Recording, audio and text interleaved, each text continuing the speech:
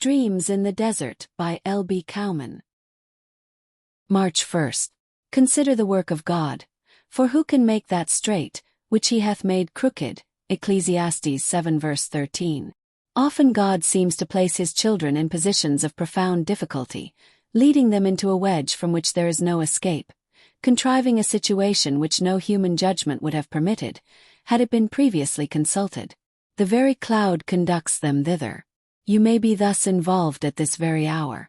It does seem perplexing and very serious to the last degree, but it is perfectly right. The issue will more than justify him who has brought you hither. It is a platform for the display of his almighty grace and power. He will not only deliver you, but in doing so, he will give you a lesson that you will never forget, and to which, in many a psalm and song in after days, you will revert. You will never be able to thank God enough for having done just as he has. Selected. We may wait till he explains, because we know that Jesus reigns. It puzzles me, but Lord, thou understandest, and wilt one day explain this crooked thing. Meanwhile, I know that it has worked out thy best. Its very crookedness taught me to cling. Thou hast fenced up my ways, made my paths crooked, to keep my wandering eyes fixed on thee, to make me what I was not, humble, patient, to draw my heart from earthly love to thee. So I will thank and praise thee for this puzzle, and trust where I cannot understand. Rejoicing thou dost hold me worth such testing. I cling the closer to thy guiding hand. F.E.M.I. March 2nd. Be ready in the morning, and come. Present thyself there to me in the top of the mount, and no man shall come up with thee. Exodus 34 verses 2-3. The morning watch is essential. You must not face the day until you have faced God, nor look into the face of others until you have looked into his. You cannot expect to be victorious if the day begins only in your own strength. Face the work of every day with the influence of a few thoughtful, quiet moments with your heart and God. Do not meet other people, even those of your own home, until you have first met the great guest and honored companion of your life, Jesus Christ. Meet him alone. Meet him regularly. Meet him with his open book of counsel before you, and face the regular and the irregular duties of each day with the influence of his personality definitely controlling your every act. Begin the day with God. He is thy sun and day. His is the radiance of thy dawn. To him address thy lay. Sing a new song at morn. Join the glad woods and hills. Join the fresh winds and seas and plains. Join the bright flowers and rills. Sing thy first song to God, not to thy fellow men, not to the creatures of his hand, but to the glorious one. Take thy first walk with God. Let him go forth with thee. By stream or sea or mountain path, seek still his company. Thy first transaction be with God himself above. So shall thy business prosper well, and all the day be love. Horatius Bonner. The men who have done the most for God in this world have been early upon their knees. Matthew Henry used to be in his study at 4 and remain there till 8. Then, after breakfast and family prayer, he used to be there again till noon. After dinner, he resumed his book or pen till 4, and spent the rest of the day in visiting his friends. Doddridge himself alludes to his family expositor as an example of the difference of rising between 5 and 7, which, in 40 years, is nearly equivalent to 10 years more of life. Dr. Adam Clarke's commentary was chiefly prepared very early in the morning. Barnes' popular and useful commentary has been also the fruit of early morning hours. Simeon's sketches were chiefly worked out between 4 and 8. March 3rd. And the Spirit cried and rent him sore and came out of him. Mark 9 verse 26. Evil never surrenders its hold without a sore fight. We never pass into any spiritual inheritance through the delightful exercises of a picnic, but always through the grim contentions of the battlefield. It is so in the secret realm of the soul. Every faculty which wins its spiritual freedom does so at the price of blood. Apollyon is not put to flight by a courteous request. He straddles across the full breadth of the way, and our progress has to be registered in blood and tears. This we must remember, or we shall add to all the other burdens of life the gall of misinterpretation. We are not born again into soft and protected nurseries, but in the open country where we suck strength from the very terror of the tempest.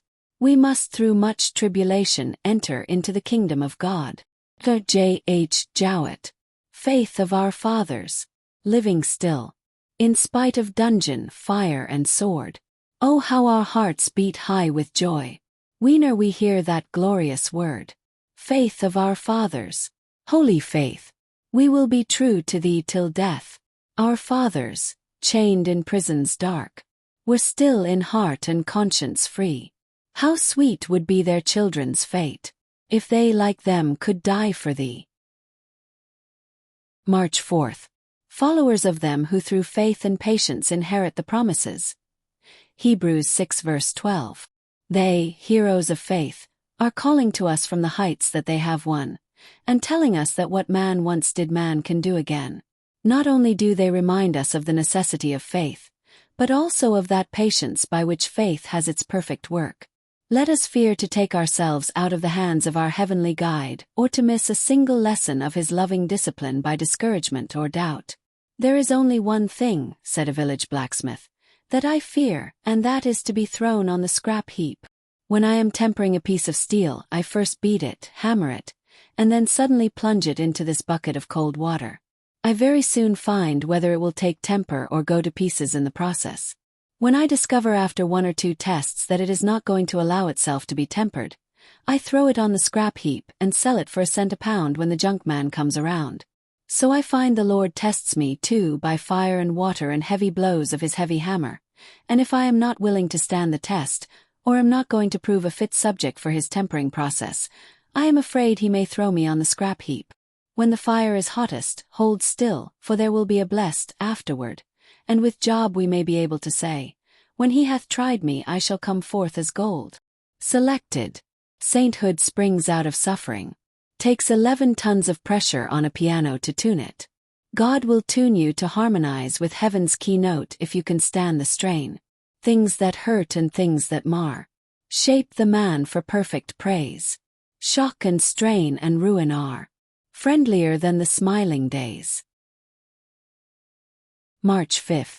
For we have become partners with Christ, if in fact we hold our initial confidence firm until the end. Hebrews 3 verse 14. It is the last step that wins, and there is no place in the Pilgrim's Progress where so many dangers lurk as the region that lies hard by the portals of the celestial city. It was there that Doubting Castle stood. It was there that the enchanted ground lured the tired traveler to fatal slumber. It is when heaven's heights are full in view that hell's gate is most persistent and full of deadly peril. Let us not be weary in well-doing, for in due season we shall reap, if we faint not. So run that ye may obtain. In the bitter waves of woe, beaten and tossed about, by the sullen winds that blow, from the desolate shores of doubt, where the anchors that faith has cast are dragging in the gale, I am quietly holding fast to the things that cannot fail. And fierce though the fiends may fight, and long though the angels hide, I know that truth and right have the universe on their side, and that somewhere beyond the stars is a love that is better than fate. When the night unlocks her bars, I shall see him and I will wait. Washington Gladden. The problem of getting great things from God is being able to hold on for the last half hour. March 6th. But we had hoped that he was the one who was going to redeem Israel. Not only this, but it is now the 3rd day since these things happened. Luke 24 verse 21. I have always felt so sorry that in that walk to Emmaus the disciples had not said to Jesus, "We still trust," instead of "We trusted." That is so sad, something that is all over. If they had only said, "Everything is against our hope. It looks as if our trust was vain, but we do not give up. We believe we shall see him again." But no, they walked by his side declaring their lost faith, and he had to say to them, "O fools and slow of heart to believe." Are we not in the same danger of having these words said to us? We can afford to lose anything and everything if we do not lose our faith in the God of truth and love. Let us never put our faith as these disciples did in a past tense. We trusted. But let us ever say, I am trusting. Crumbs. The soft, sweet summer was warm and glowing. Bright were the blossoms on every bough. I trusted him when the roses were blooming. I trust him now. Small were my faith should it weakly falter. Now that the roses have ceased to blow. Frail were the trust that now should alter. Doubting his love when storm clouds grow. The song of a bird in a winter storm. March 7th. For even when we came into Macedonia, our body had no rest at all, but we were troubled in every way. Struggles from the outside, fears from within, 2 Corinthians 7 verse 5. Why should God have to lead us thus, and allow the pressure to be so hard and constant? Well, in the first place, it shows his all-sufficient strength and grace much better than if we were exempt from pressure and trial. The treasure is in earthen vessels, that the excellency of the power may be of God, and not of us. It makes us more conscious of our dependence upon him. God is constantly trying to teach us our dependence, and to hold us absolutely in his hand and hanging upon his care. This was the place where Jesus himself stood and where he wants us to stand, not with self-constituted strength, but with a hand ever leaning upon his, and a trust that dare not take one step alone. Teaches us trust. There is no way of learning faith except by trial. It is God's school of faith, and it is far better for us to learn to trust God than to enjoy life.